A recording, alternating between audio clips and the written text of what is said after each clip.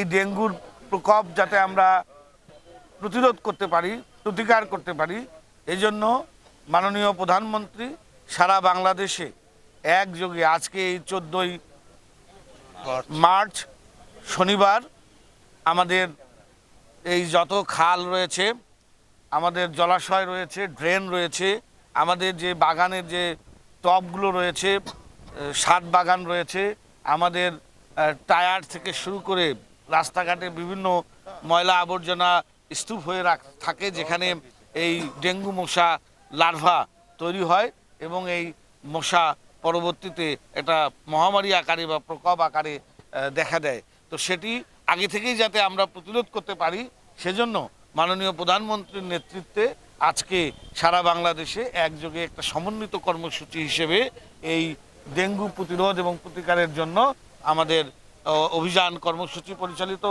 হচ্ছে। তারই ধারাবাহিকতায় আমরা সিরাজগঞ্জ জেলায় কাটাখালী যে খাল রয়েছে, সেই খাল আমরা পরিষ্কার পরিচ্ছন্নতার জন্য সমন্বিতভাবে এখানে একসাথে হয়েছি।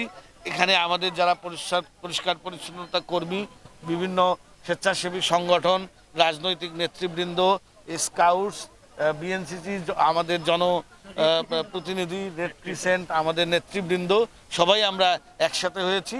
আমরা আজকে এই কাটাখাল যে খাল রয়েছে সেটি পরিষ্কার পরিচ্ছন্নতার মধ্য দিয়ে আমরা একটা সমন্বিত পরিকল্পনা তৈরি করেছি পুরো সিরাজগঞ্জ জেলায়।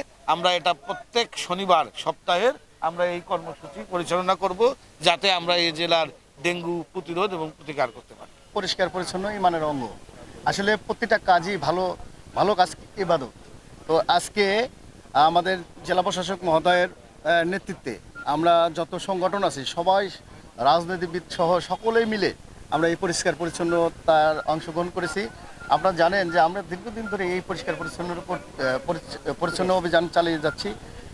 এই শহর আমার আপনার সকলেরই।